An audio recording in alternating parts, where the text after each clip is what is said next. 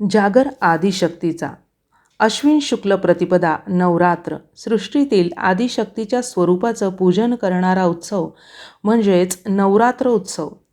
भारत हा विलक्षण देश आहे. विविधतेतून एकतेचं प्रत्यंतर इथे ठायी ठायी येतं. भिन्न प्रदेश, भिन्न पेहराव, भिन्न भाषा अशा विविधतेतून एकात्म संस्कृतीचं दर्शन इथं घडते. वेगवेगळ्या प्रदेशानुसार लोकांच्या चालीरीती भिन्न असतील, सण उत्सव साजरे करण्याच्या परंपरा भिन्न असतील, पण त्यामागची भावना एक असते, विचारही एक असतो. नवरात्र उत्सव होय याला अपवाद नाही.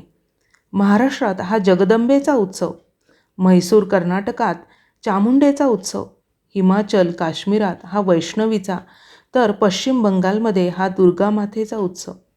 ही सर्व आदिशक्ती आदिमायेची रूपं.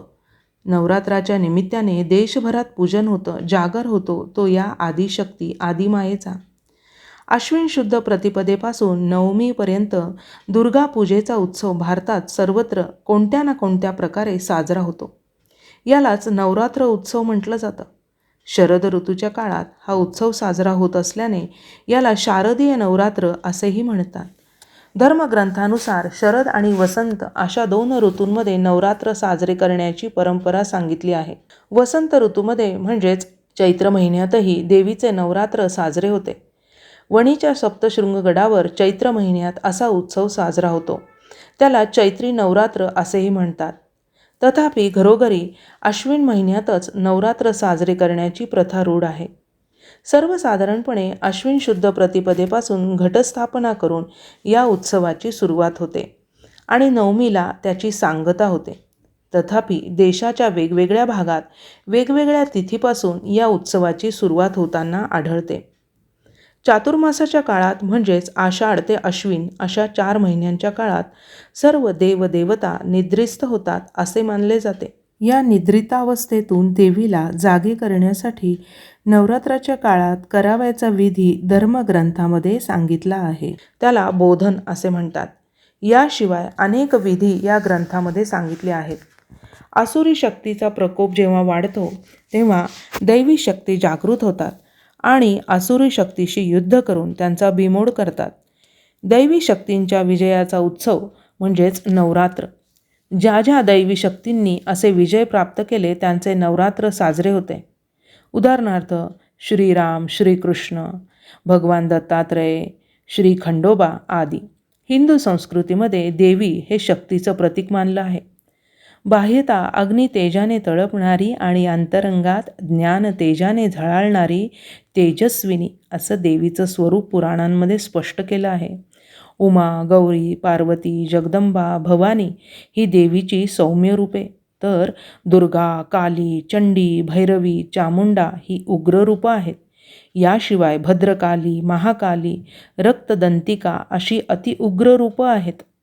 पृथ्वीतलावर महिषासूर नावाच्या असुराचा प्रकोप वाढला. मनुष्य जीवन असह्य दुःखमय झालं. देवांनाही महिषासुराचा बिमोड करणं अशक्य झालं. तेव्हा देवांनी आपल्यामध्ये असलेल्या विविध प्रकारच्या शक्तींचा समुच्चय करून त्याचं दैवतीकरण केलं. हीच ती दुर्गा होय. दुर्गेने महिषासुराशी युद्ध करून त्याचा वध केला. हे युद्ध 9 दिवस चालले. देवीच्या या विजयाचं प्रतीक म्हणून नवरात्र साजरं केलं जातं. अश्विन शुद्ध प्रतिपदेला घटस्थापना करून नवरात्र उत्सवाची सुरुवात होते. ही प्रथा महाराष्ट्र आणि गुजरातमध्ये प्रचलित आहे. आपल्या शेतातील माती पाटावर रचून या मातीवर 9 रेषा ओढल्या जातात आणि प्रत्येक रेषेवर एक एक धान्य पेरलं जातं. या मातीवर मध्यभागी घट स्थापन केला जातो. हा घट मातीचा, सोन्याचा, चांदीचा, तांब्याचाही असू शकतो. या घटामध्ये पाणी भरून त्यात 5 वृक्षांची पानं ठेवली जातात. घटावर एक श्रीफळ ठेवले जाते. 9 दिवस या घटाची पूजा केली जाते. वर माळ सोडली जाते. घटासमोर दिवा लावण्याची ही परंपरा आहे. हा दिवा 9 दिवस तेवत ठेवला जातो. काही भागात स्त्रियांनी 9 दिवस उपवास करण्याची परंपरा प्रचलित आहे. घटस्थापना करताना घरात शेतातल्या मातीमध्ये धान्य पेरणे ही प्रथा कृषी संस्कृतीशी निगडीत आहे. पेरलेले धान्य 9 दिवसात अंकुरते. समृद्धीचं हे लक्षण मानलं जातं. घरातल्या धान्याची चांगली वाढ झाली तर तो शुभ संकेत मानला जातो. शेतीचा पुढचा हंगाम चांगला जाईल याचे ते सूचक आहे. भारतीय संस्कृतीमध्ये देवी हे शक्तीचं प्रतीक मानले आहे, म्हणून तिला शक्ती देवता संबोधले जाते. भारतभर देवीची शक्तिपीठं आहेत. या प्रमुख शक्तिपीठांपैकी 3.5 शक्तिपीठे महाराष्ट्रात आहेत. तुळजापूरची तुळजा भवानी माता, कोल्हापूरची अंबाबाई महालक्ष्मी, माहूरगडची रेणुका देवी आणि वणीची सप्तशृंगी माता अशी ही पीठे आहेत. या सर्वच ठिकाणी नवरात्र उत्सवामध्ये वैशिष्ट्यपूर्ण पद्धतीने साजरा केला जातो. उदाहरणार्थ कोल्हापूरच्या अंबाबाईला दर दिवशी वेगवेगळ्या रूपात सजवलं जातं. त्यातून देवीची विविध रूपं प्रतीत होतात. नवरात्राच्या काळात या सर्व शक्तिपीठांच्या ठिकाणी यात्रा भरतात.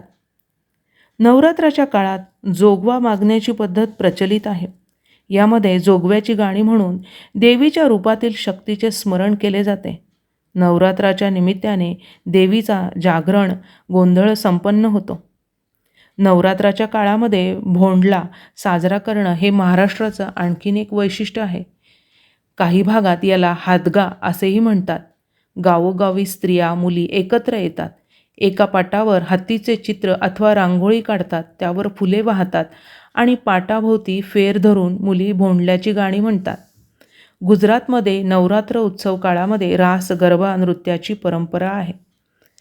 तर बंगालमध्ये दुर्गा उत्सव वैशिष्ट्य रीतीने सार्वजनिक स्वरूपात साजरा होतो.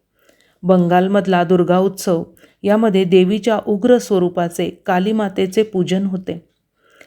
तर उत्तर भारतामध्ये अनेक ठिकाणी मूर्ती स्थापना करून सिंहावरती आरूढ देवीची प्रतिष्ठापना केली जाते. 10 दिवस देवीसमोर विविध सांस्कृतिक कार्यक्रम संपन्न होतात. मंत्रपठण, होम हवन, विविध सार्वजनिकरित्या कार्यक्रम संपन्न होतात. बंगालमध्ये आश्विन शुद्ध षष्टीपासून हा उत्सव सुरू होतो. बंगालचा दुर्गा उत्सवाचे वैशिष्ट्य म्हणजे कालीमातेच्या त्रिशूलाने वध झालेल्या महिषासुराची पूजा केली जाते. देवीच्या हातून मरण आल्याने त्याचा उद्धार झाला अशी समजूत यामागे आहे. अशा प्रकारे नवरात्र उत्सवाच्या माध्यमातून भारतातल्या विविधतेला एकतेचं प्रत्यंतर येतं. आधुनिक काळात नवरात्रीचा संदेश काय आहे तर सुष्ट शक्तींनी दुष्ट शक्तींविरुद्ध आरंभलेले युद्ध आणि त्यात मिळवलेला विजय हे या उत्सवाचं सार आहे. आजच्या काळातही अशा प्रकारचे अनेक असुर आहेत. या असुरांचा बिमोड करून ज्ञान संपन्न, आरोग्य संपन्न, कर्तृत्व संपन्न समाजाची उभारणी करण्याचं व्रत या उत्सवाच्या निमित्ताने आपण स्वीकारलं पाहिजे. तरच आजच्या काळात ते औचित्यपूर्ण ठरेल, नाही का? वाचन आणि संकलन वैशाली खोले. अध्यात्मावर अशीच माहिती मिळवण्यासाठी देव माझा चॅनलला सबस्क्राईब करा.